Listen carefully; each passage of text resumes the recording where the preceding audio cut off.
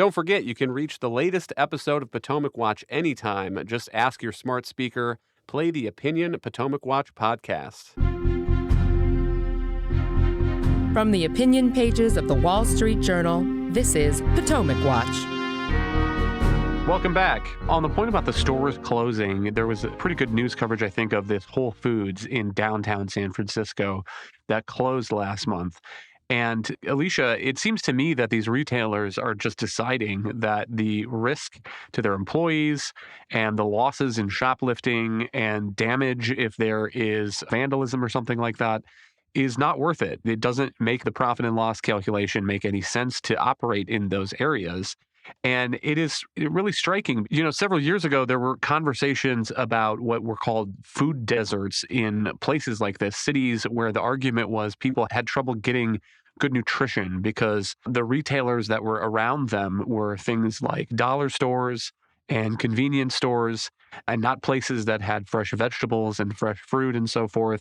And I think that was always a little bit overhyped, at least. But it strikes me now that the crime problem in the cities is creating the very issue that was being talked about as food deserts several years ago. Right. So it's interesting, especially in San Francisco, you hear a lot of stories about Safeway being targeted for shoplifting. And some of it's booze, but it's also some other, household items. And you're seeing Target. I mean, it's really incredible. And Target notably has gotten into more food sales, just like Walmart and selling groceries. But Target mentioned in its earnings report last week that it has lost $500 million due to shrinkage, which is essentially mostly shoplifting. My brother-in-law went into a Target in LA last week, actually, and their children's socks were like behind, the counter.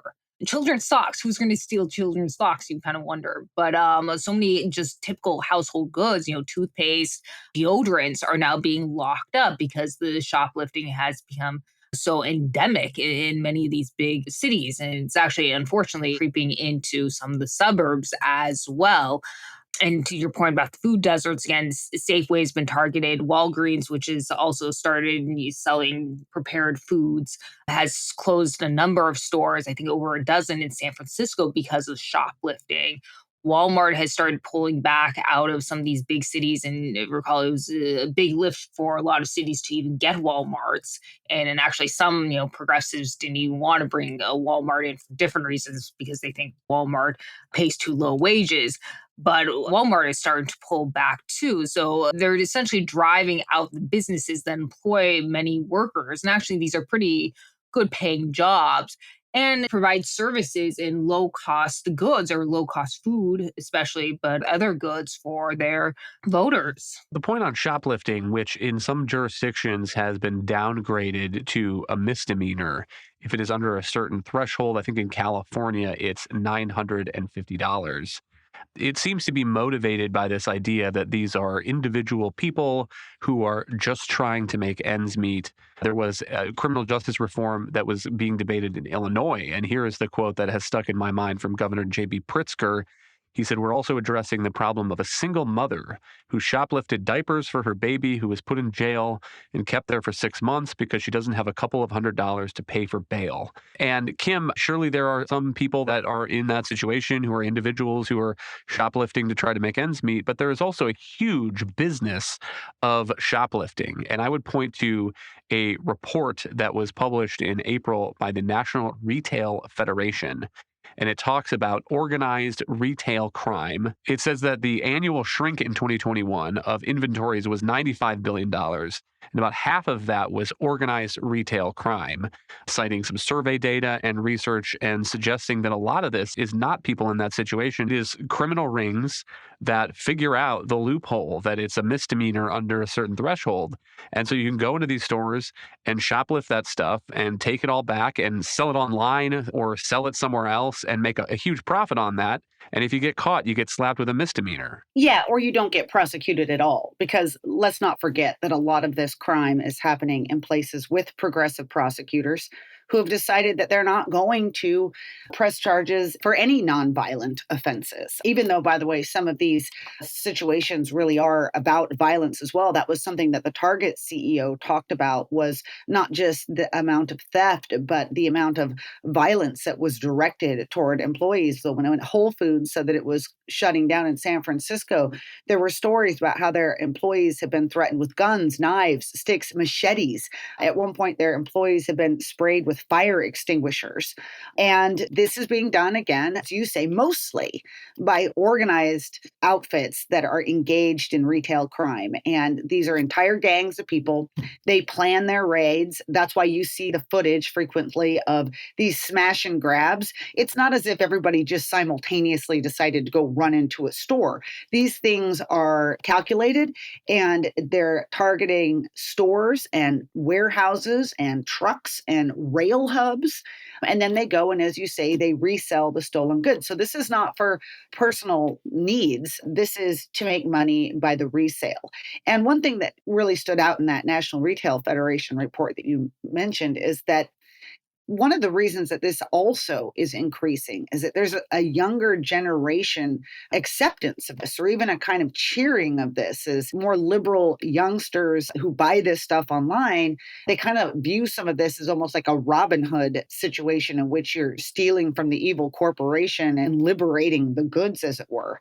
And this has only further stoked the entire ring of crime out there. And then I think also feeds into the individuals who you then also see engaging in shoplifting. So everything around it is bad. There's an attitude that this is okay and of license. There's a public safety operation that isn't doing its job. There are prosecutors who, even when the police bring these guys in, won't bring charges. And then the interesting thing is, when these companies shut down because they say we can't make it, the mayors of these cities actually blame them and suggest they're not doing their duty. Look, the reality is the number one job of government is to maintain public safety. And that's simply not happening in too many cities. Alicia, I was also struck, as Kim was, by this list of the fastest growing cities in the census report from July 1, 2021 to July 1, 2022. And by proportion, these are cities with populations of 50,000 or more. Fastest growing by percentage terms, there are a couple that I would put in blue states: California, Santa Cruz, Medford in Massachusetts. But other than that, I mean, it's Texas, Texas, Texas, Texas, Texas. There's 3 Floridas: Arizona, Indiana, Utah. And the same is broadly true of bigger cities. Largest increases in terms of raw numbers, it's Fort Worth, Phoenix, San Antonio, number 3, and then you get to Seattle. And so what is your perspective on the broader trend here? Because we know that movement toward the Sun Belt, that long predated COVID. And yet I find myself wondering if what people are looking for is warm weather. It is interesting that they are choosing Texas and Florida and not New Mexico or Southern California. Well, right. Well, if it's just weather, why aren't they choosing Southern California? Let's be honest. Southern California has the best weather in the country, but you're seeing out migration. Some of it you're actually seeing in toward inland in California itself, where you're seeing people move out of LA and move inland areas, which tend to be a lot cheaper. And the reason why you're continuing to see out migration from California, one, yes, the taxes, but just the insane cost of living, housing costs. I mean, there's a huge arbitrage in terms of like the average home price is almost is a million in most of these coastal areas nowadays. And the rents are pretty high. So you can save a lot more money if you move to places like Arizona, Phoenix, Tucson, San Antonio, Fort Worth, Texas. And actually, like, it's interesting if you were to actually do a calculation for a household, one person, like if you have a 2 household or 2 earning household, one could actually, whether it be, the husband or the wife, could actually stop working and you'd actually be ahead just because the cost of living is so much lower in these places. And so I think that's a trend you're going to continue to see as more employers and businesses move into these areas, and especially Miami, Austin, all these metro areas are really actually booming and businesses are expanding there part because populations are expanding there, but also because the cost of living is lower there, and it's actually much cheaper to employ people there. So I think because as the jobs move there and the businesses move there, yes, I think you're going to continue to see that kind of migration. It may not be as enormous as it was during the pandemic, but I think this is going to be an ongoing trend. Kim, we give the last word, but one question that occurs to me is why are these cities not reversing course? They can read these numbers as well as anyone else. And it's not as if these are difficult problems to solve that haven't been solved before. Shoplifting, public disorder, these were issues that cities struggled with, and particularly in the 1990s seemed to have solved. And then there was an inflowing of people who were really eager and excited to live in places like Manhattan or in Chicago. I mean, maybe to answer part of my own question is that when you lose populations that are going elsewhere, you also lose that voter base. I mean, I saw some speculation that if not for the outflowing of people from Chicago who may have been more politically moderately minded, Brandon Johnson would not have won the recent mayor's race there. And I don't know, I haven't run the numbers on that myself, but it certainly seems like a plausible effect when you lose the people who are on the outskirts that are fed up with the crime and don't want to put up with it anymore and are eager to get to a place like Florida. You'd think they probably are voting as if they want to live in a place like Florida.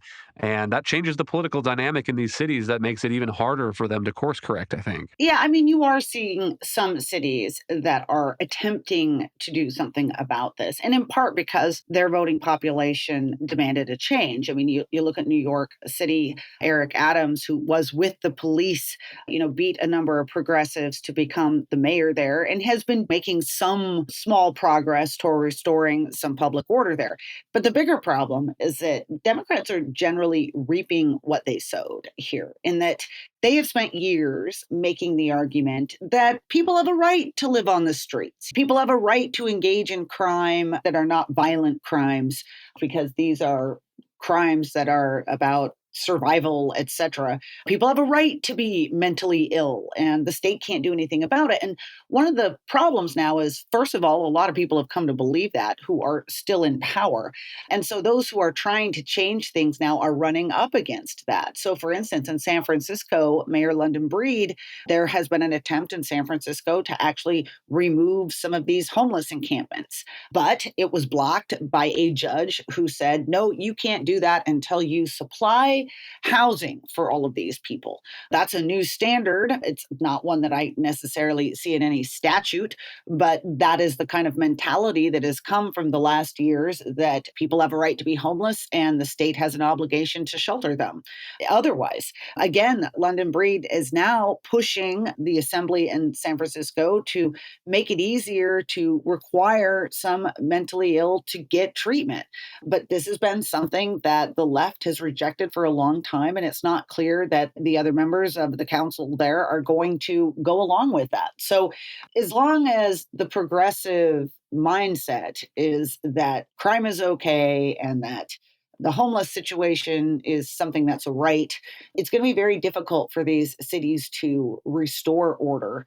And I think fundamentally it's going to come down to more of their local voting population demanding wholesale change, and that may take a while. Thank you, Kim and Alicia. Thank you all for listening. You can email us at pwpodcast@wsj.com. If you like the show, please hit that subscribe button, and we'll be back tomorrow with another edition of Potomac Watch.